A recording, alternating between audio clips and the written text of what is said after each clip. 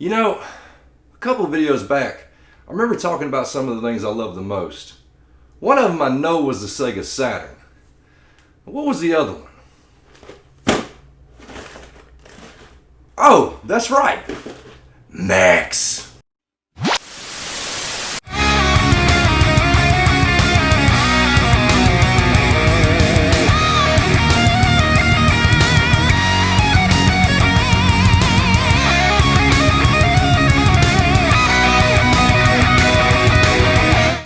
Welcome to the Saturn Junkyard. My name's Samuel, the Southern Sega Gentleman. And as I was alluding to earlier, there's two things I absolutely love. That being the Sega Saturn and giant robots. Now, how do we get there?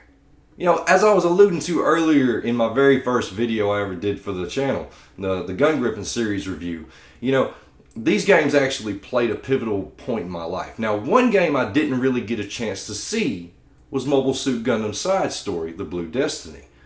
Why? Well, it was an import game, and at the time, I didn't really have a lot of access to imports. I was still a young kid, 10, 11 years old. I didn't have access to those kind of things. But I did inevitably, a couple of years later, get a hold of this game right here. Mobile Suit Gundam Side Story Rise from the Ashes for the Sega Dreamcast. I absolutely love this game. Now, fast forward a couple of years, I kind of figure out a couple of things, figure out about the import scene, and decide I want to pick up some more games. Lo and behold, there's a Mobile Suit Gundam game. It wasn't a side-scroller, it wasn't a fighter, it was an actual true enough in-the-cockpit first-person shooter, or first-person game, whatever you want to call it. So, today, we're not talking about one game, we're not talking about two games, we're in fact talking about three games. Ladies and gentlemen, this is Mobile Suit Gundam Side Story, The Blue Destiny, for the Sega Saturn. Mobile Suit Gundam Side Story, The Blue Destiny, is a trilogy of first-person mech games for the Sega Saturn, released exclusively to the Japanese market. These three games, subsequently called episodes, were released in the span of less than a year of one another, ranging from September 20th, 1996 to March 7th of 1997. On August 29th, 1997, all three games were re-released in a compilation pack as well. Of course, being a Gundam game, they were published by Bandai in conjunction with Sunrise. Mech designs were handled by Yoshikazu Okada and Yuko Sato.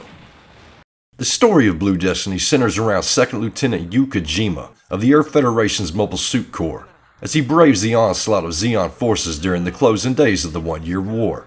Along the way, you'll face off against your rival, Zeon Ace pilot Nimbus Shrechin, and discover the truth behind the Blue Destiny's exam system. That's of course based on whether you can understand Japanese or you go read the manga. Well, at least the game's opening FMV has English subtitles.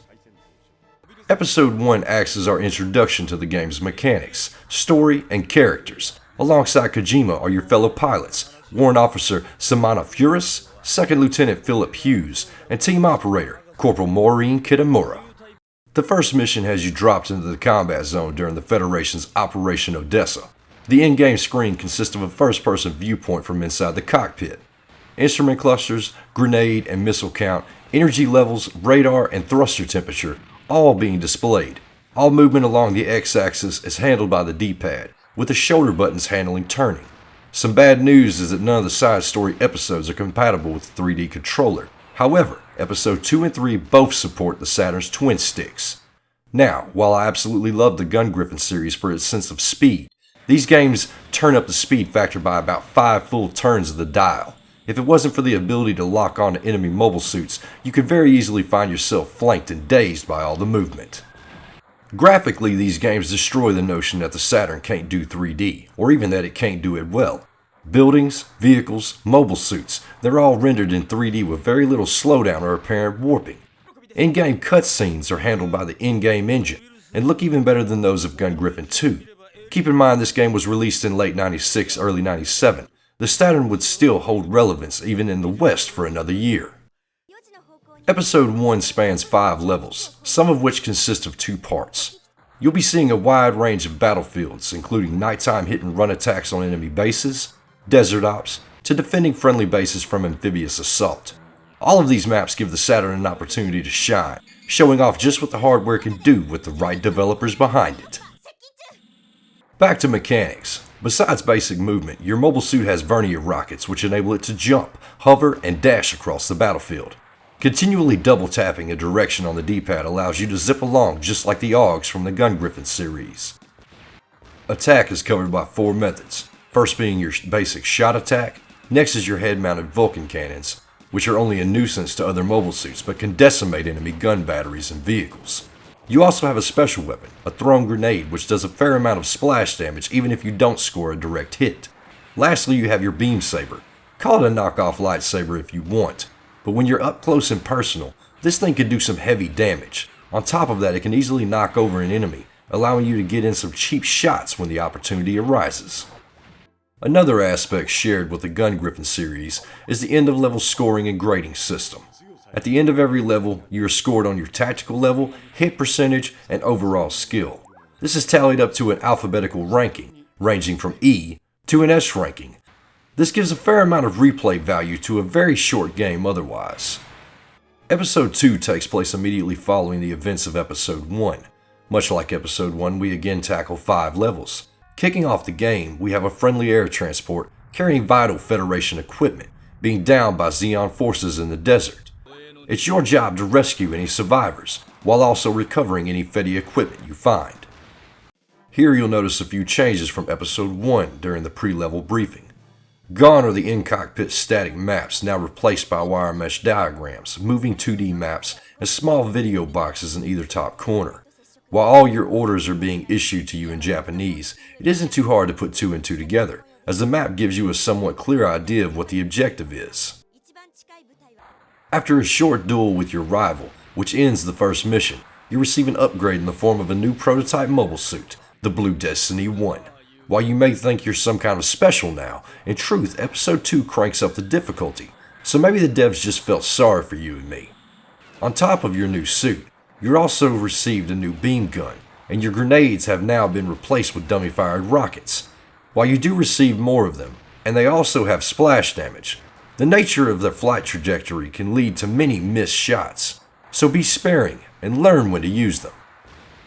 Game mechanics haven't changed too much from Episode 1, but you will find that your playstyle will need some freshening up. Not only are you fighting tougher enemy suits, but there will be lots more of them. Staying on the move is essential, your utilization of the Y-axis through use of your thrusters also. The key to staying alive and getting a good score is quickly dispatching your enemies, landing your shots, and getting hit as few times as possible in the process. Seems simple enough? Well, it's not. Some levels will have you surrounded by enemy suits and gun emplacements before you know it, so get ready to see that continue screen a couple of times. The most notable difference now is fighting against the clock. The Blue Destiny utilizes the exam system. This AI mimics the superhuman reflexes of the in-universe Deus Ex Machina. New types. During certain missions, you will only have so long before the exam system takes full control of your suit, in the process sending you directly to the continue screen. Conveniently though, the counter is quite obvious and will flash when you're starting to cut things a bit too close. If you listen closely at those last few seconds, you'll also garner a few clues about what the exam system really is.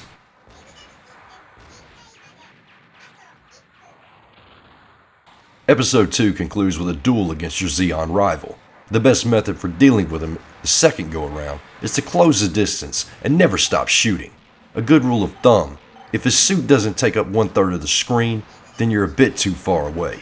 Now this wouldn't be an anime-based game unless your arch rival survived, so enjoy watching him ride off into the distance and get ready to saddle up all over again.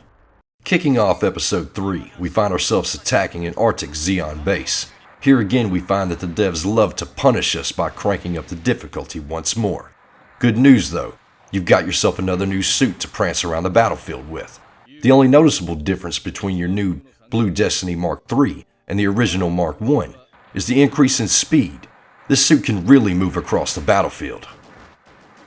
Progressing through the game, we change locales to space, where we have the opportunity to get in some classic Gundam combat inside of a space colony. From a corridor shooter inside its hull to the attack on a research facility, the change of scenery is a nice touch, particularly the level within the colony where we have the skybox being the internal view of an O'Neill 3 cylinder. Being in the middle of combat and seeing the end caps of the colony far off in the distance brought back many childhood memories of watching the mini-series set during the Universal Century timeline. A very nice touch, if I might say. Not to give too many spoilers, but at this point in the game, all those audio clues start to come together, and we finally get answers behind what the exam system really is and how it came about.